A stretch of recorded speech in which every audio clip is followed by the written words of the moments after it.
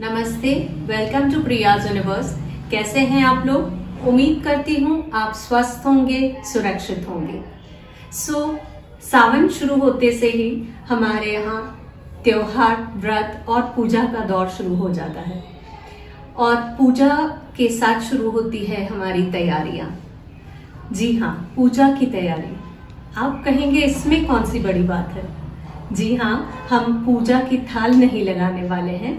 हम बात कर रहे हैं आज पूजा के साहित्य के बारे में, जो हम हल्दी, कंकु, अक्षत पूजा की थाल में लगाते हैं, उसका क्या महत्व होता है। आज हम उस बारे में बात करेंगे।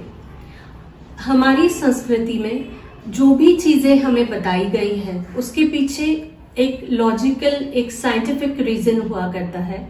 बट पहले के समय में जब लोग बहुत ज्यादा पढ़े लिखे हुए नहीं थे, तो उनको भगवान के नाम पे ये सारी चीजें बताई जाती थी।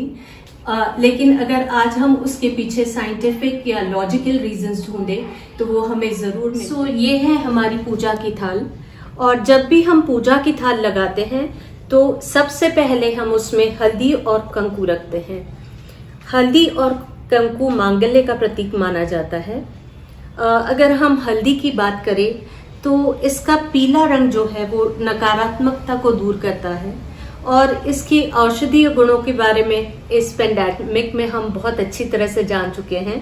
हल्दी बहुत अच्छा एंटीसेप्टिक का काम करती है और हमारे शरीर की इम्यूनिटी को बढ़ाती है। उसके बाद हम कंकु चढ़ाते हैं भगवान को। कंकु भी हल्दी से ही बनता है, और कंकु का जो लाल रंग है वो शक्ति का प्रतीक होता है, ऊर्जा का प्रतीक माना गया है। तो जब हम कंकु दो बोहों के बीच में लगाते हैं तो उससे हमारा कंसंट्रेशन और फोकस बढ़ता है। और हमेशा कंकु हम रिंग फिंगर से लगाते हैं, क्योंकि रिंग फिंगर से जब हम अपने फोरहेड पे कंकु लगाते हैं तो प्रेशर पॉइंट दब के और हमारे बॉडी में ऊर्जा का प्रवाह बढ़ता है। हल्दी कंकु के बाद हम भगवान को चंदन लगाते हैं। जैसे कि आप सभी जानते हैं, चंदन की लकड़ी को घिसकर पानी के साथ एक पेस्ट नुमा तैयार किया जाता है और फिर वो हम भगवान को चढ़ाते हैं। चंदन की तासीर ठंडी होती है और उस कारण हमारी बॉडी को ठंडक मिलती है, और चंदन की जो खुशबू है वो आपके तनाव वाले हार्मोन्स को नियंत्रित करती है। उसके बाद हम अक्षत चढ़ाते हैं भगवान को। अक्षत का मतलब होता है जिसकी क्षति ना हुई हो, जो पूर्ण हो। इसलिए हम जब भी भगवान को चावल चढ़ाते हैं वो पूर्ण होने चाहिए। कभी कभी ऐसा होता है कि हमारे पास फूल या चंदन या हल्दी कंकु अवेलेबल नहीं होता। उस समय अक्षत चढ़ा के ही हम उन सारी चीजों की पूर्णता करते हैं। तो जब हम भगवान को अक्षत चढ़ाते हैं तो ये प्रार्थना की जाती है कि हमारा कार्य पूर्ण हो और आप उसके साक्षी रहें। दीपक जलाकर हम प्रकाश का स्वागत करते हैं और अंधकार को दूर भगाते हैं। पूजा के समय दीपक जलाकर हम ये प्रार्थना करते हैं कि कार्य समाप्ति तक आप स्थिर रहें और कार्य के साक्षी रहें। जलाकर हम हमारे घर के वातावरण को शुद्ध करते हैं।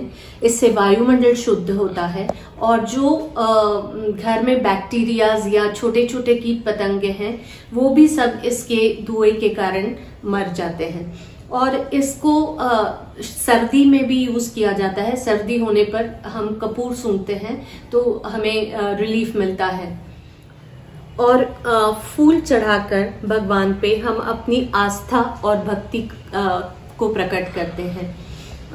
भगवान का श्रृंगार भी किया जाता है फूलों से, वो भी हमारी एक भक्ति का रूप ही है।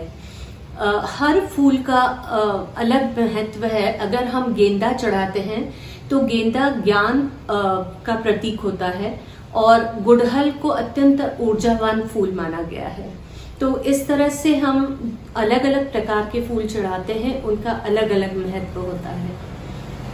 तो ये सारी आज की हमारी इंफॉर्मेशन थी वीडियो की, और उम्मीद करती हूँ आपको वीडियो पसंद आया होगा।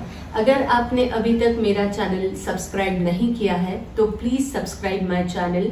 अगर आपको आज का वीडियो पसंद आया है प्लीज लाइक कीजिए, शेयर कीजिए। Thanks for watching. Sai Ram.